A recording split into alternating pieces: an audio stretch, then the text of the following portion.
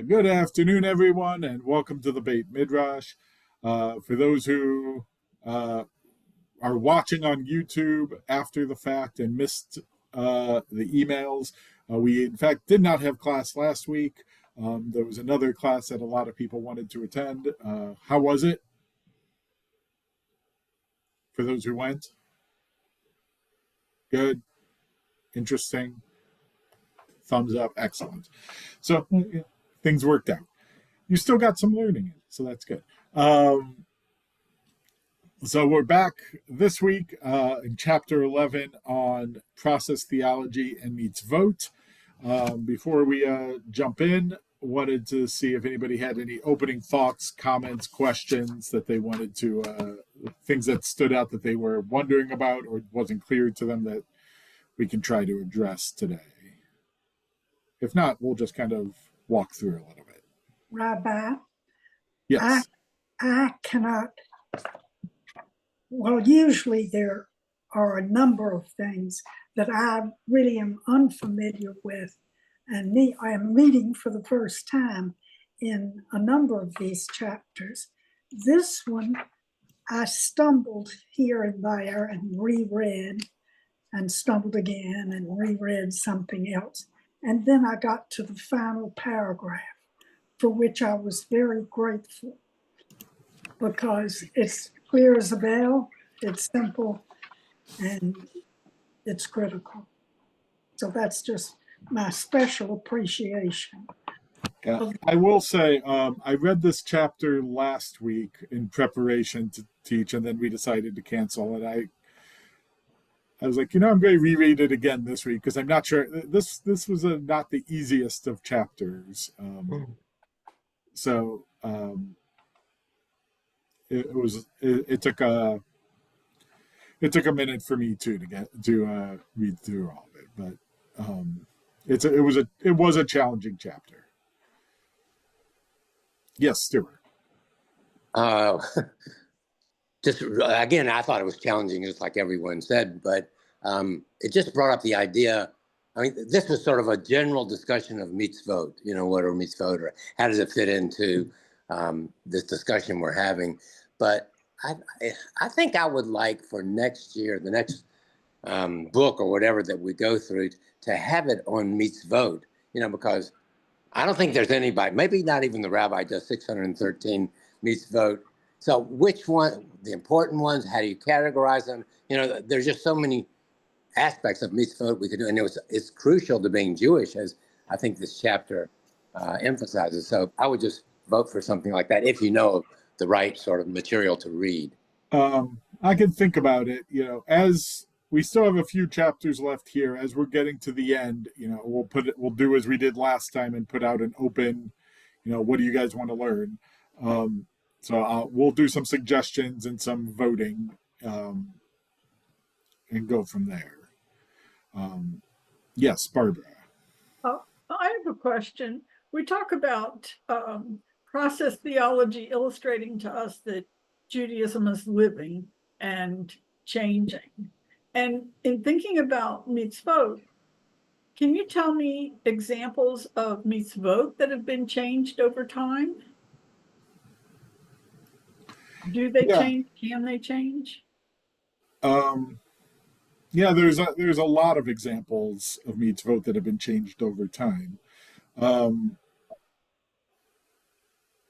The Talmud goes through an extensive argument. I use this example with a lot of my intro students. The Talmud has an extensive conversation about Ben Moreh V'Soreh, or like a stubborn and rebellious child. And the Torah commands that that a stubborn and rebellious child is taken out into the city and stoned to death by the community. And the rabbis go through and say, well, they start by restricting the law to such an extent that it's not actually practical to enforce this law, to the point that they come back and say, this law never was and never has been implemented. So I think that's an example where there was a mitzvah, there is a law, but they evolved it to such an extent to say, like, well, we don't actually practice it anymore. On a more recent, in a more recent example, there the participation of women, the participation in a minyan is a mitzvah, that you pray in the company of 10 other adult Jews. What that definition of an adult Jew means has evolved over time. There was a time when it was only 10 adult men, as it is in Orthodox synagogues still. And then it started to evolve into, well, women can take on the obligation and be counted in a minyan. And then it evolved into women can lead a minyan and can be the rabbi in the minyan. So those are all just quick evolutions of mitzvot and halakha over time. And if I asked an Orthodox rabbi, would I get a similar answer, or would he say no? He would probably say no. So just to clarify, it sounds to me more like you're talking about halakha changing, not mitzvot changing. And I wasn't sure which question Barbara was getting to. Yeah, I was trying to ask for mitzvot because I didn't want to be foolish, but my next question was going to be, is that law 587? Which one of the 613 is it? But yeah, changes in observance, I do agree. We do see changes in observance. That's why the mitzvot are still a question to me, and that's why I went to the Orthodox question. So, look, I think Rabbi Artson has an interesting conversation of the relationship between mitzvot and halakha. That halakha is the tree, and mitzvot are the fruits that grow off of the tree. So, yes, I do think, the way we use mitzvah colloquially is as kind of a good thing to do. Like, oh, you held the door open for that old lady. What a mitzvah. I like what he says also on page 94. The true meaning of halakha is walking as we do Jews. That's the actual practice of it. Yes. And walking is not static, it's a process. But if you take the mitzvah of honoring your parents, you look at the halakha around honoring your parents, and it's not really the way that we practice that mitzvah anymore. It talks about not contradicting your parent in public, not sitting in their seat, things like that. But I think we think of that mitzvah in a very different way in what it means to honor your parents. Yes, Diane. So to your first example of an answer to Barbara's question, when you talked about punishing a non-behaving child, it's never been, correct me if I'm wrong, I don't think Jewish parents were ever expected to go out and have a child stoned to death, or capital punishment, or an eye for an eye. These are commandments that have been interpreted in a way that we can live with them. It's not that the commandment has changed or the halakha has changed, but rather the interpretation has made it such that thinking people can live with it. Well, in that sense, then the halakha has changed as they've interpreted it differently over generations.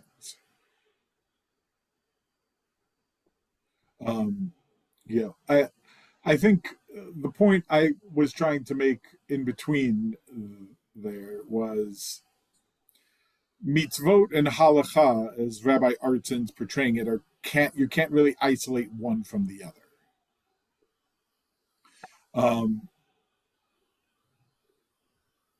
If you try to isolate mitzvot from halacha, he says at the top of page 96, it's, for those on a Kindle, it's right before the honestly, what can we admit, what we believe.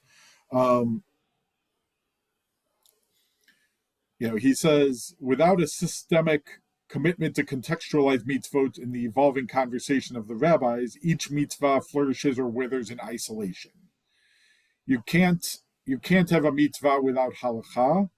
And he says later in that same paragraph, mitzvot without halacha are ends in themselves, perfect like a snowflake and equally static, brittle, and isolated.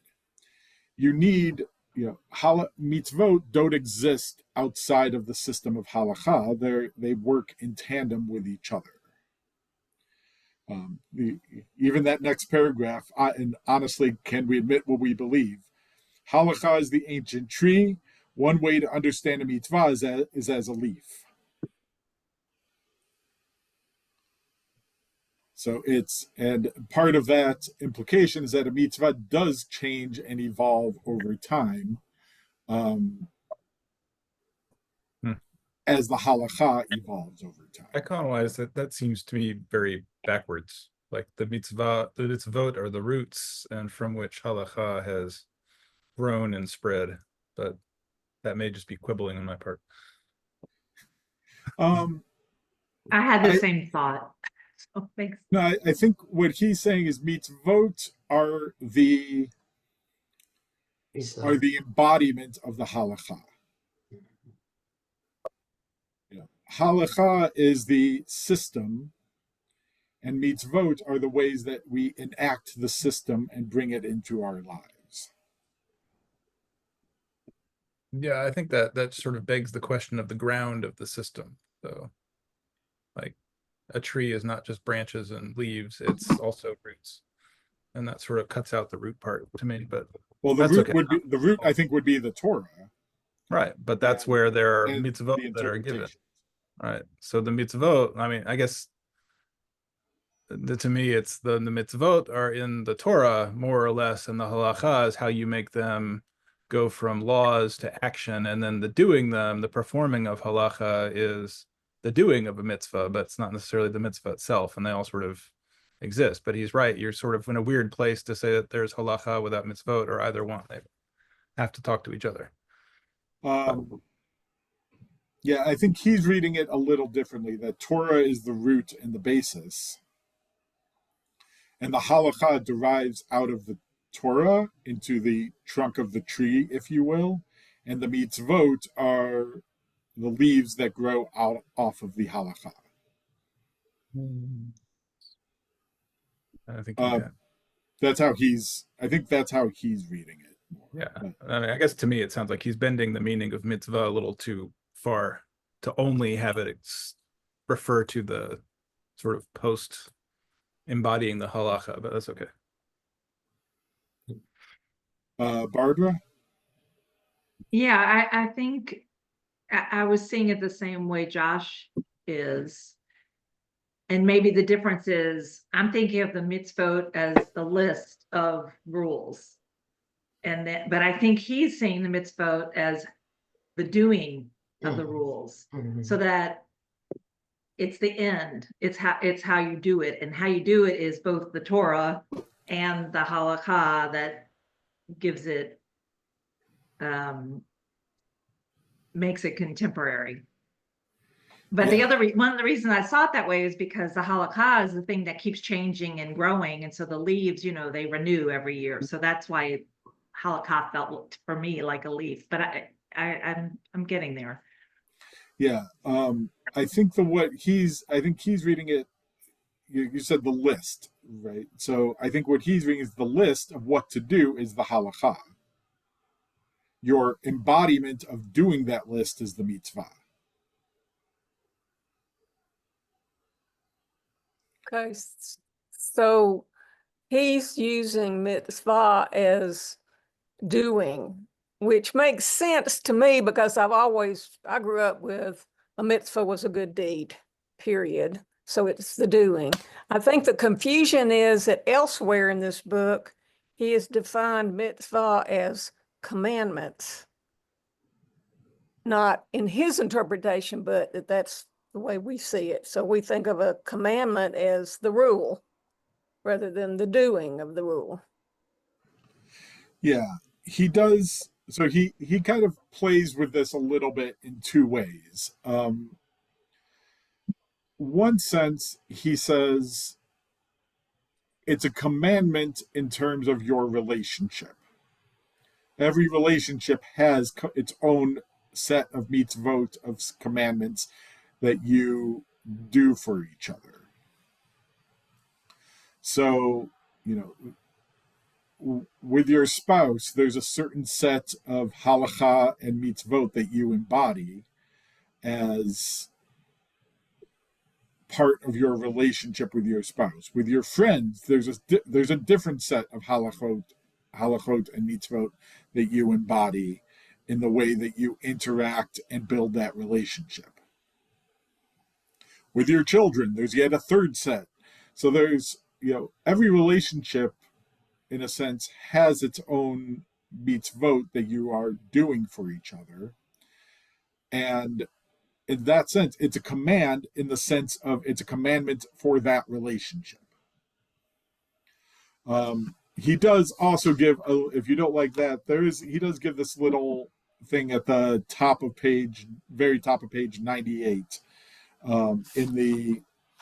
It's kind of in the middle of the honestly, can we admit what we believe section, where he says, in Hebrew, it's mitzvah, which means commandment. In Aramaic, it's tzavta, which means connection or link. It's something that connects or links us in that relationship, which is a nice little play on words there. Stuart, you've had your hand up for a minute. He also, to take it to another level that he talks about, he talks about the interrelationship between your thoughts and your deeds. And specifically, he talks about feedback loops, which I think Barbara Brandy, as a scientist, would appreciate. Because there's something about this rabbi's, the way that he thinks. He's thinking scientifically a lot of times, and how that blends into theology. Well, I think if your thoughts provoke your deeds, but your deeds feedback loop to change your thoughts, it's a dynamic system, as we've been talking about. And so it makes it harder to say for sure to separate deeds and thoughts, because they are interrelated. Yes. I do like that.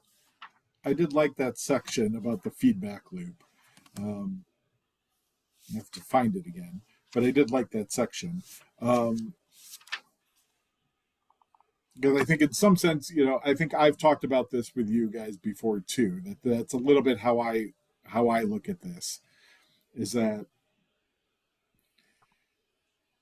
if you have faith, or you believe that, God is there and God wants a relationship with us and we want a relationship with God, then we need to embody something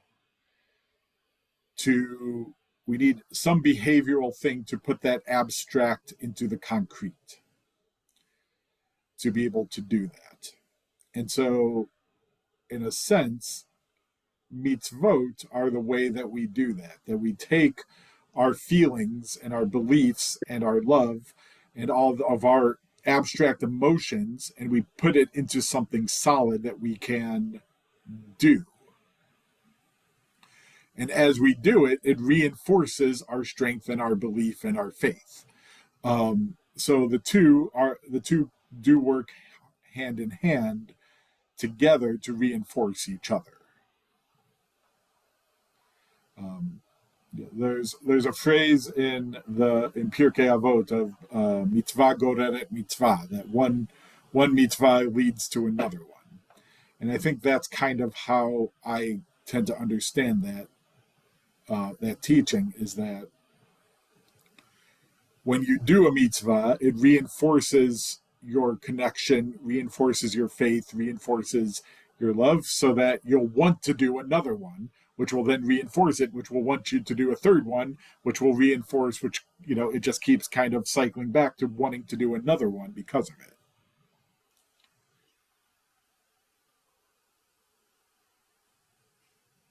So Barbara Brandy, what did you think of that concept, interrelating science and theology? Well, I understand how you're saying it, but I don't know that he's quite where I would want him to be in terms of relating science and theology. Where would you like for him to be? Right in class, doing the science, not doing the rabbinical teaching. Okay. I haven't seen his lab book, so I don't know whether he writes it all out neatly and draws the proper conclusions.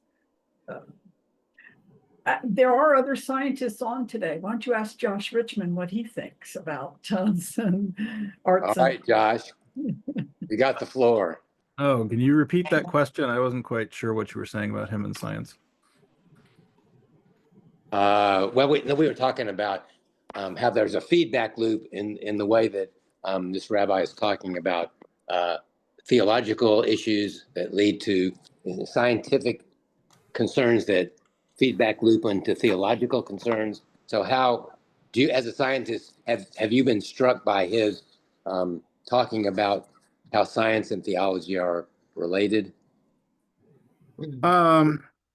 I think what's mostly struck me about the way he does that, which I'm sympathetic to, is I think this may make Barbara cringe, but I think science as we know it is sort of stuck in something that a philosopher called Alvin Plantinga, I think, calls methodologic naturalism. So science as we know it has as an article of faith that everything that is really subject of science has a, quote, natural explanation.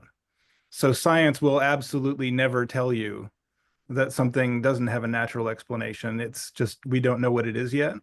So even if there was a voice from heaven that came down and said, you've got quantum mechanics wrong, the physicist would not say, gosh, we need to start over. They'd say, that was really interesting. How do we explain that?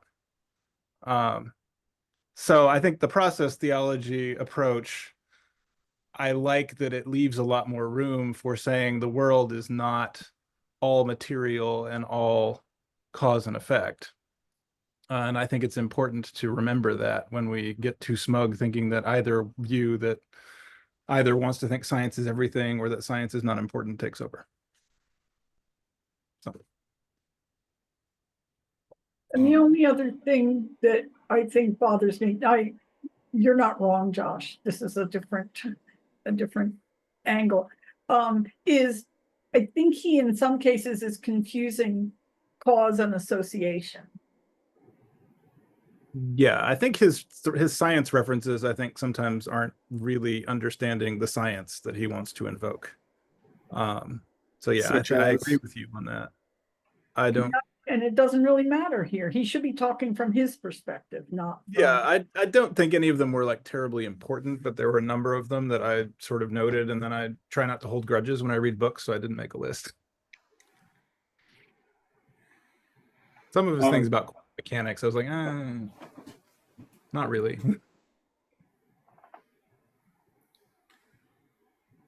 What I will say is, I do know he has done a lot of work in, would I say he is a scientist? No. Would I say he is knowledgeable about science? Yes. And I know he has done a lot of work on science and religion and their interaction. My impression is probably more from a philosophical perspective than a scientific perspective, but if you're going to do that from an intelligent place, you have to have done some science knowledge to know what you're talking about. And to some extent, he does say something along what Joshua said in other places of, science likes to say, well, or there are science, I should phrase it like this. There are scientists who like to say, we don't need religion, we can explain everything by science. And he says that's not really an accurate statement. And that's science going too far in its work. But at the same token, there are religious people who will say we don't really need science, we can explain it all through religion, which he says is also wrong. You really can't do that, either one. But that rather the two should be in conversation with each other about how do we both explain the world that we're living in and better understand it now through everything that we're learning and doing. And I think that's the perspective he's generally trying to come from, is how can we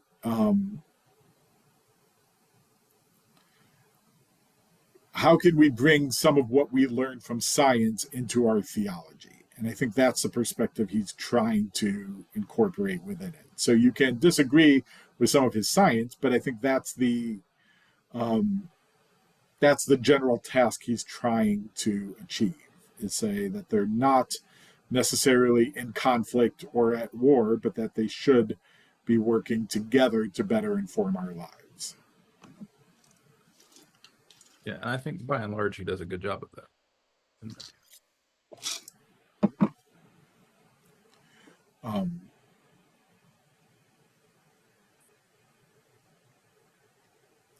Other thoughts? Or Barbara, were you about to say something? I was, but we can let someone else talk. I mean, I feel like and I wasn't going to mention anything about science this time, so it's a different topic.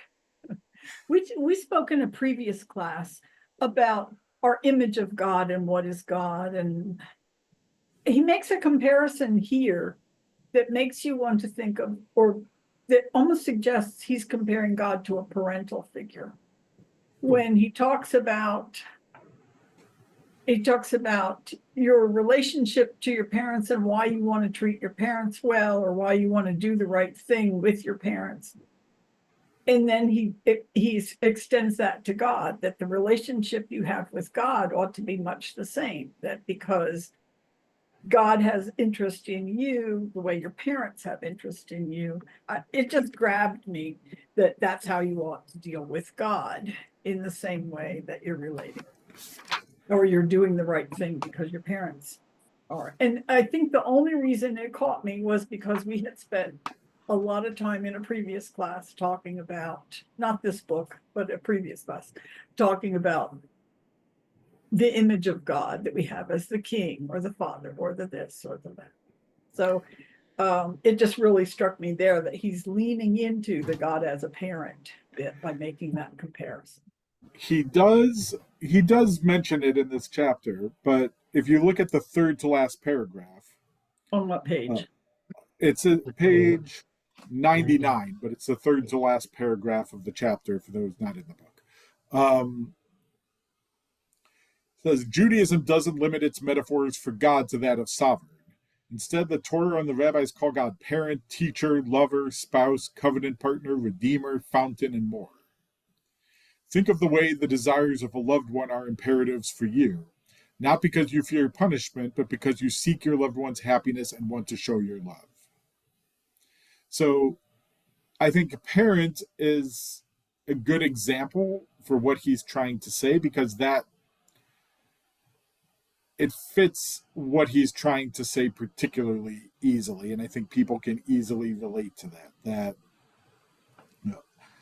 I even teach us to religious school students is what the prayer before the Shema is Ahava Rabbah Ahavtanu, that God shows us that God loves us because God gave us the Torah and the mitzvot and the command, that God gave us all this, and that's a sign of love, because as Rabbi Michael Gold once said, we don't call a parent who has no rules loving, we call that neglect. A parent who gives absolute freedom to their children, we don't say that they're loving, we say they're neglectful. there are rules, there are boundaries. And our parents give us those rules and boundaries when we're young because they love us.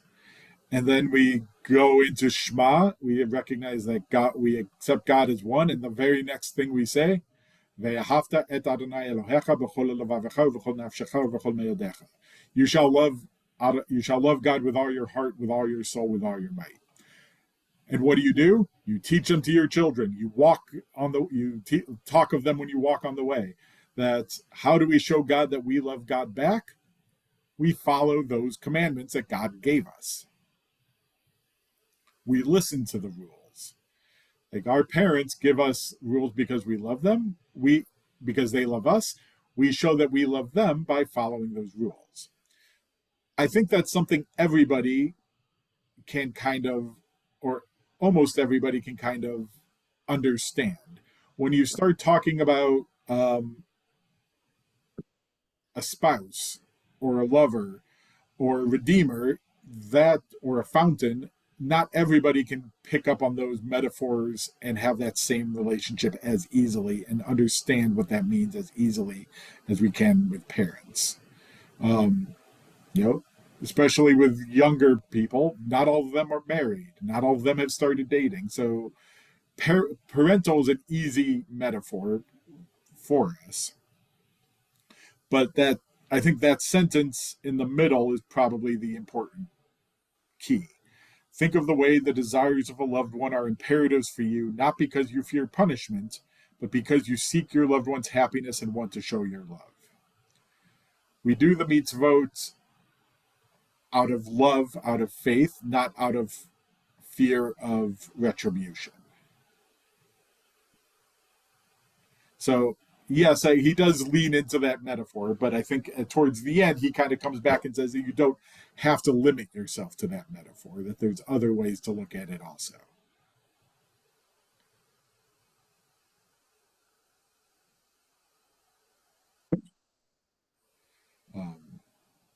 And in the next paragraph, mitzvot are commandments because we are loved with an everlasting love and because we are inspired to yearn for God's intimacy and illumination. These are ways, mitzvot, as he's reading them, are ways to connect, ways to show God that we love God back. And as the relationship evolves, those mitzvot for us evolve as well, and the ways we do that. Yes, Cindy. I don't know if I'm going to articulate this well, but I have a problem. I mean, I could connect with what you were saying before about you do mitzvot and, it feels good and it leads to another. And I get that. But the initial impetus for doing it, that we want to please God, I'm not sure I get that. I'm not sure it's necessarily please. It's we want to express our love, our yearning, our desire for connection. But can't that be just that we want that with another human being and we want that for another human being? I mean, how does the divine get in there? Is what I'm missing, is the answer I'm looking for. So the rabbis like to divide things. They like categories. One of the divisions they make in the mitzvot is bein adam lemakom. Those mitzvot that are between you and God, and bein adam lechavero, between like interpersonal mitzvot. Yes, there are mitzvot that you can do that are limited to you and another person. And in some sense, if we think about how each person is created in God's image, then how we treat another person reflects how we would treat God as well. And so in that sense, by following the mitzvot bein adam lechavero, the interpersonal mitzvot, you are connecting with God in that way as well with other people. But there are ways to connect just between you and God as well. Prayer is kind of the easiest example of that. Is if you think of prayer as a conversation between you and God, that communication is an important part of any relationship. That is generally how I think about it. There is a way, if you're more of a Martin Buber fan, in which he argues that God is found in the relationships, within each relationship, then the way you enter each relationship is part of how you connect with God as well. Does that kind of make sense, Cindy? Yeah, I think I'm a Martin Buberist, and I didn't know. Thank you. Yeah, maybe I Thou is always a fun book.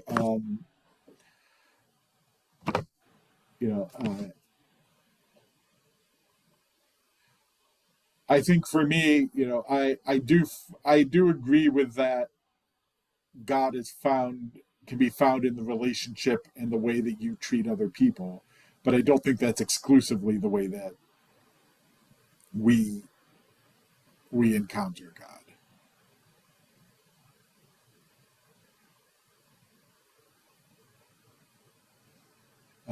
Other thoughts, comments, questions?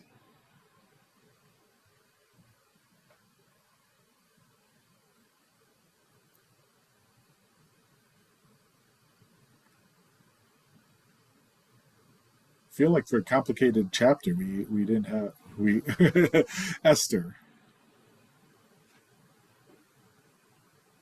Okay, I think the God part is what kind of makes it complicated in terms of the mitzvot, and to me, I'm kind of with Cindy that the connection with people is where I feel God, if I feel him at all, or her. And so, one of my questions is, can you give us some examples of God mitzvot that are purely God mitzvot, as opposed to, I think most of us are more familiar when we think of mitzvot, at least I am, of the doing in this world, which connects us to people and to whatever issues, or, to life. To animals, to weather, to ecology, to people. Those are the mitzvot that I think of when I think of mitzvot. And I'm trying to think of one that is just purely connected to God, that is meaningful to me, or would be meaningful to me. Well, say two things. One is, in some way you're saying, what are the mitzvot? Tell me the mitzvot that are meaningful to me. Well, that's a little hard for me to tell you. But some of the ones you said are, in some way, have a connection with God. Ecology, mitzvot around not destroying the world, taking care of the world. God created this world, so it's between us. That is part of your yes, theology. I don't dispute that those have a connection to God. I think that's what I'm saying. All of those have a connection to God, but they also have a connection to something tangible. They're very tangible. And so the part that's hard is that God part. And that what is that part of I have a sense that I appreciate that God made me, that God gave me this life somehow, that I've survived this life. I have that sense, I have that belief, but I don't understand the connection of the mitzvot and how I can do that. Like, observe, well, Barbara, I and then think I'll. I think I thought of one maybe is because you mentioned being grateful for your life. So any prayer of gratitude, if you see the ocean or you see a rainbow and you are moved to say a prayer, I mean, there's no other person there, right? It's a feeling of gratitude.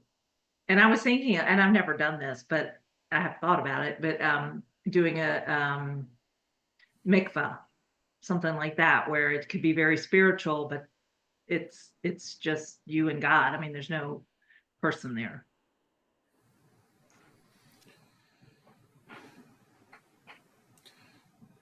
So I wanted to say two things. I think the first one is based on what you're saying. An example of a mitzvah that's just between you and God, Shabbat.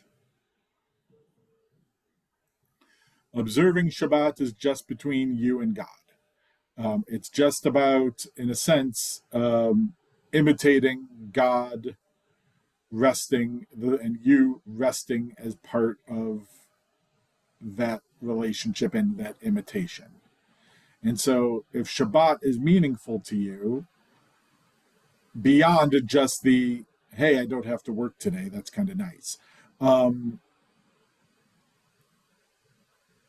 But that's a mitzvah that's just between you and God. Lighting Shabbat candles is just between you and God. As a way of doing something to honor the Creator who gave you this opportunity to be there at this moment, to be able to fulfill this mitzvah. I think the other thing I want to say is, along with what Rabbi Artson's arguing, is all the things, you say these are all physical things, ecology, animals, people are all physical things. But I think part of Rabbi Artson's point is that, yes, caring for animals and preventing pain to animals, it's an animal, but that there's something that God is within that animal as well. And seeing a sunset, God is in the sunset or in the rainbow or in the seas or all the things that you say blessings for, all the things that you mentioned, God is part of that also. And if you take what I think is a kind of a panentheistic view, that God is within all of creation, all of the world, then beyond what I said to Cindy earlier, that, the way you treat people is the way that you treat God, the way you treat everything in the world is the way you treat God. And each interaction with everything in nature offers you an opportunity of connection with God to do so. And so if we think of it, if we shift some of our viewpoints less towards God as a separate being that we're trying to impress, that we're trying to please, but more as something that is all-encompassing around us, then everything offers an opportunity.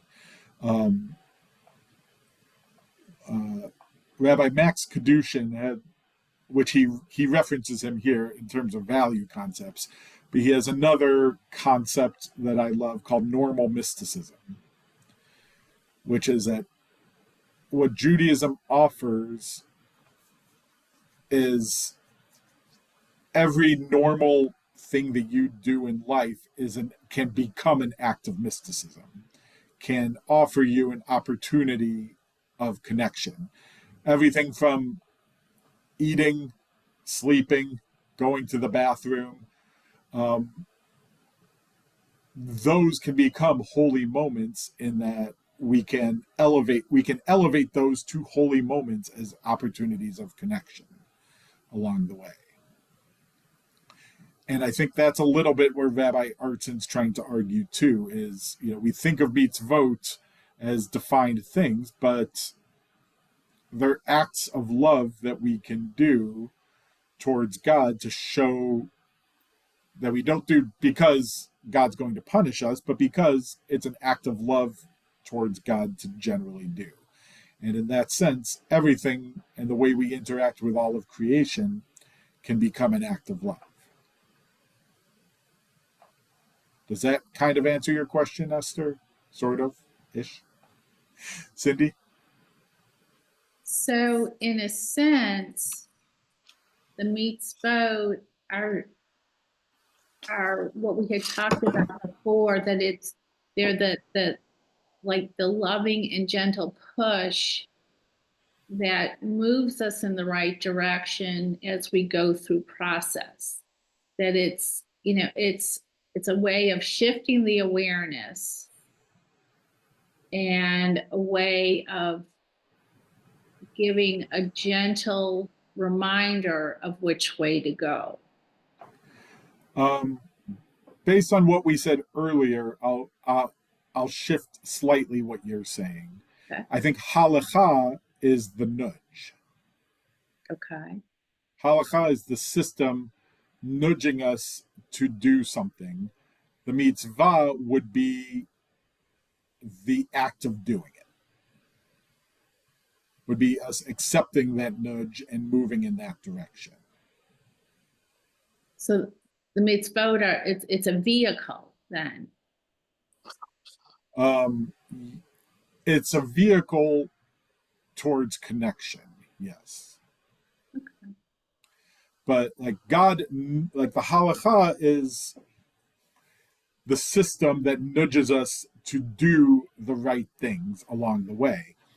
The mitzvot are the act of doing those things as we do them. Does that make sense?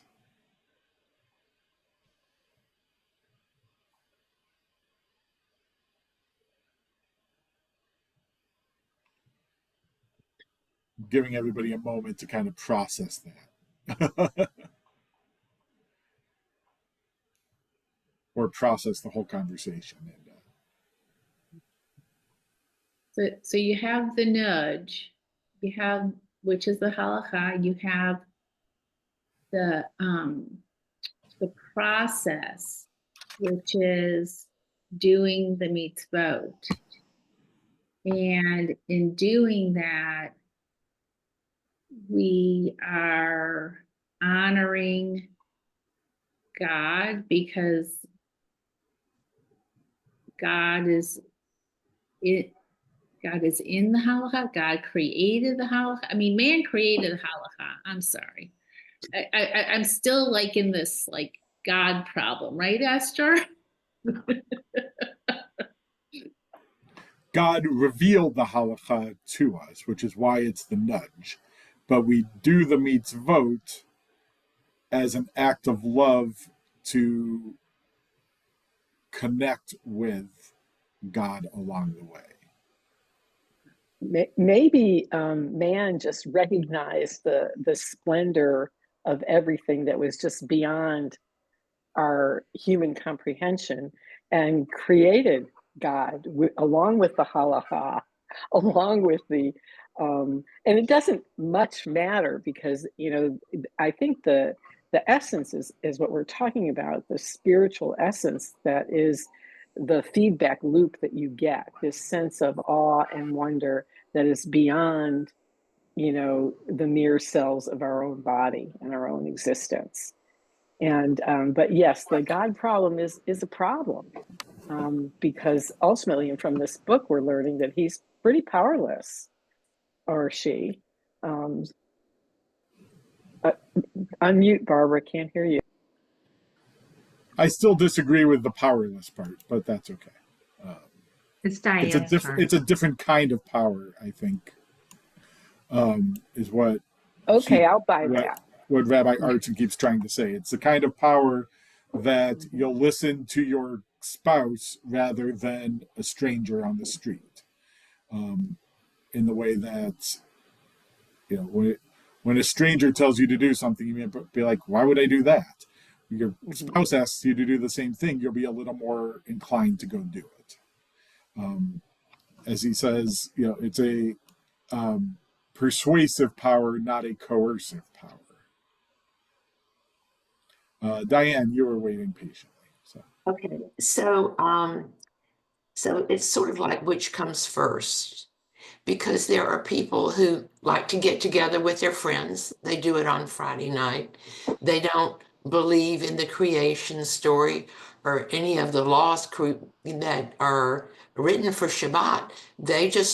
So are they fulfilling a commandment of observing Shabbat? Are they not? And does it matter? Say that again. I think I lost you for a second. So there are people who are good people who do a lot of good things.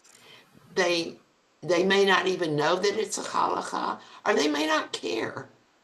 So how important, according to what I understood from the chapter, it is important that they recognize that what their acts are following God's commandments. Do you support that theory? Are you saying as long as they're doing the good deeds and setting the example and taking care of whatever, that it's the same? Sorry. No, I'm trying to think of the right answer for that.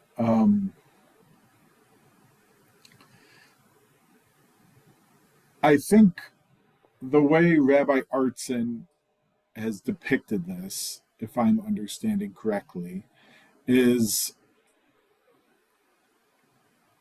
he's talking to a Jewish crowd about what it means to be Jewish.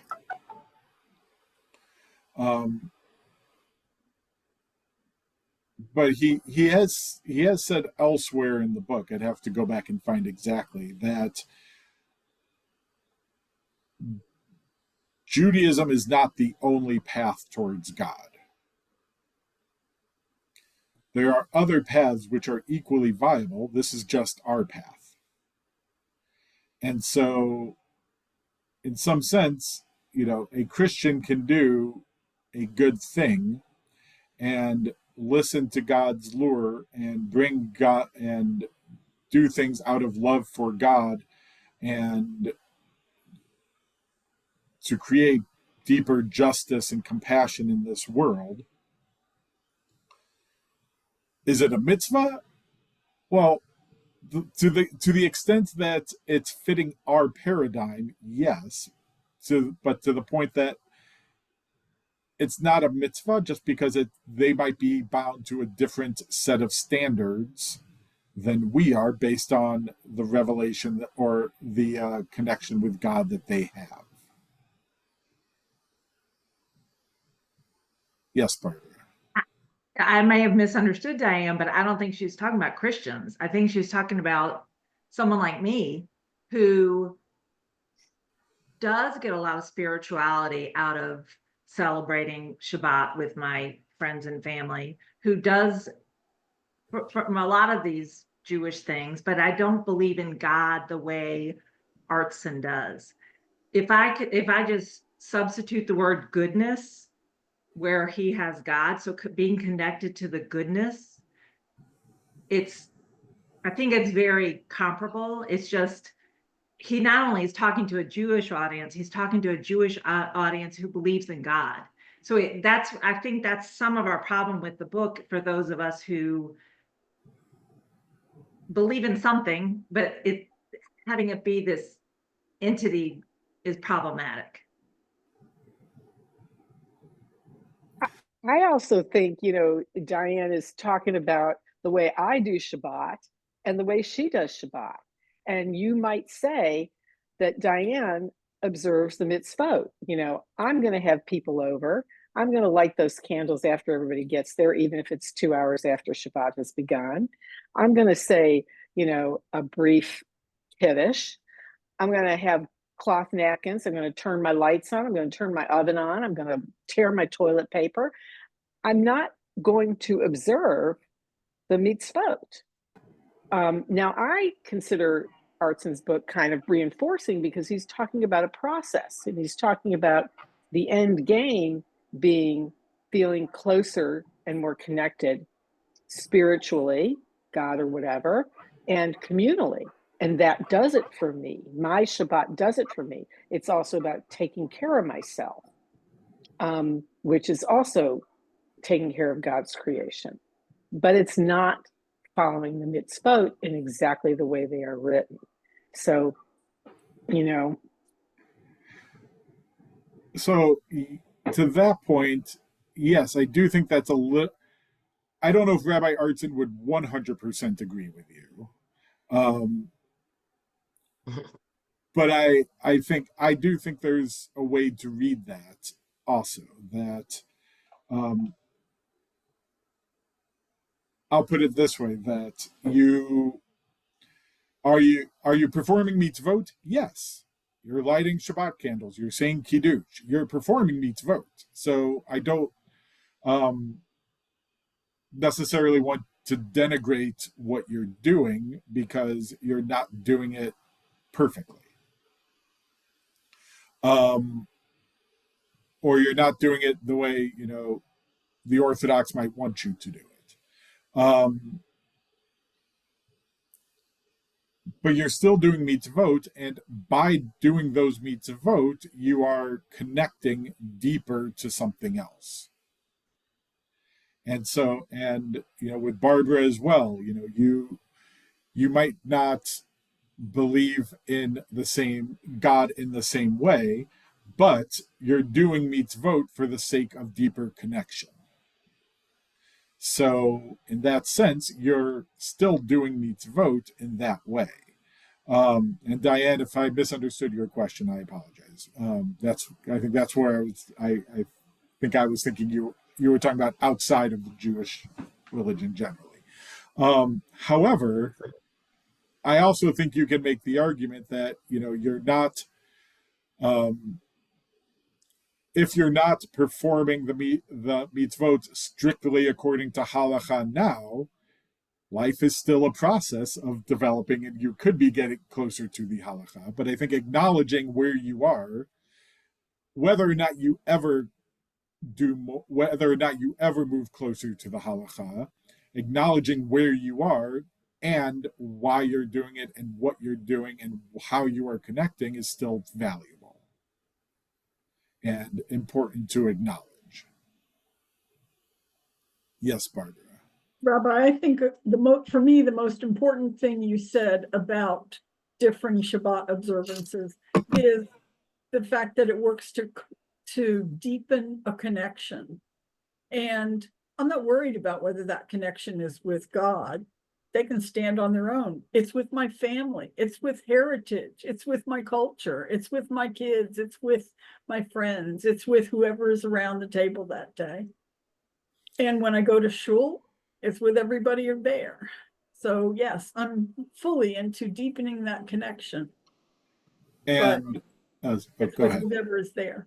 And while you might say, you know, I don't care about deepening my connection with God, I think my argument is by deepening those connections with your community, with your family, with the people who are there, you are deepening your connection with God. That's my argument to that as well. A very rabbinical argument. So that feels like a good note to end on. Kol hakavod, everyone, and thank you for learning together and listening together. Next week on to Revelation, and we had last time this was a two week class because it was such a long chapter. This time it's going to be a little shorter, so we can get through the 6 pages in one class. But we'll learn chapter 12 on Revelation. So in the meantime, have a good week. Stay well. Feel good. Do good. And wishing y'all a good week. Thank you all. For you, Rabbi, for Diane, I will not be deepening my connection with you this weekend because I am deepening my connection with my son, who is leading